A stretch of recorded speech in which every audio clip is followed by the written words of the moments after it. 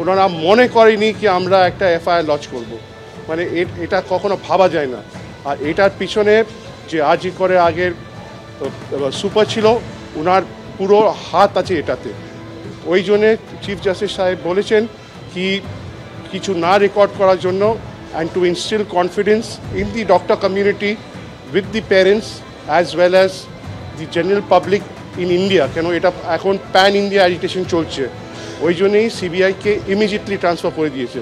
আর কি করেছে কি এটা না কি কালকে সকালে বিকেলে আজকে কোর্ট থেকেই বলেছে কেস ডায়েরিটা ইমিডিয়েটলি সিবিআইকে দিয়ে দেওয়া হোক, আর ওরা এখন থেকেই তদন্ত শুরু করবে। আজ থেকে এখন থেকে তো এই হলো আজকে যে পুরো কোর্ট প্রসিডিংসটা হলো এটা। আপনি চেয়েছেন যে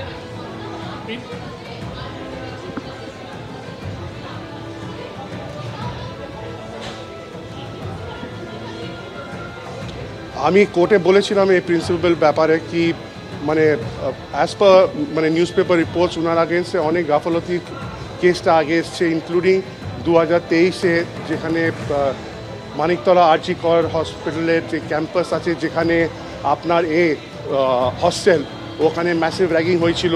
ওনার আগেন্সে অন্য একটা বায়ো ডিগ্রেডিংয়ের স্ক্যাম আছে। তারপরে ওনার একটা যখন কোভিড-19 হয়েছিল তখন ভেন্টিলেটার নিয়েও একটা স্ক্যাম আছে, যেটা আমি নিউজ পেপার রিপোর্ট থেকে পড়লাম। দেখেন যেটা সবথেকে শকিং কি ওনাকে এক হসপিটাল থেকে সরিয়ে ওনাকে নিয়ে গেল আমাদের মানে সবথেকে ভালো হসপিটাল ক্যালকাটা মেডিকেল কলেজে। আর ওখানকারও স্টুডেন্টসরা এখন অ্যাজিটেট করছে কি এই ভদ্রলোককে ওখানে ঢোকা দেওয়া যাবে না। তার পরিপ্রেক্ষিতে অনারেবল চিফ জাস্টিস জিজ্ঞেস করেছিলেন ওনার যে আইনজীবী আছে কি ওনাকে এখন ইমিডিয়েটলি ছুটিতে চলে যাওয়া। উনি তারপরে এসে কোর্টে বলেন কি হ্যাঁ আমার মক্কেল ইমিডিয়েটলি ছুটিতে চলে যাবে। তারপরে আপনারা জানেন কি ও 15 দিন ছুটিতে চলে গেছে। লেকিন কোর্ট আজকে বলেছে কি ও আর জয়েন করতে পারবে না ফর দ্য নেক্সট 3 উইকস। 3 সপ্তাহ পরে বিচার হবে কি ওনাকে জয়েন করে দেওয়া হবে কি হবে না। সরাসরি আইনজীবীর বক্তব্য আপনারা শুনছিলেন। আরেকবার আপনাদের বলবো, এক তো হচ্ছে সন্দীপ ঘোষের ভূমিকা এবং তাকে কিভাবে প্রাইজ পোস্টিং দেওয়া হতে পারে এই প্রশ্ন কিন্তু আদালতে সওয়াল জবাবে চলেছে। কিন্তু সব থেকে বড় খবর, আরজি কর কাণ্ডে সিবিআই তদন্তের নির্দেশ দিয়েছেন কলকাতা হাইকোর্টের মহামান্য প্রধান বিচারপতি।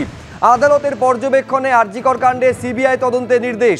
আরজি কর মেডিকেল কলেজ এবং হাসপাতালে চিকিৎসককে ধর্ষণ করে খুনের ঘটনা, এই ঘটনাতেই এবার থেকে এখন থেকে তদন্তভার চালিয়ে যাবে সিবিআই।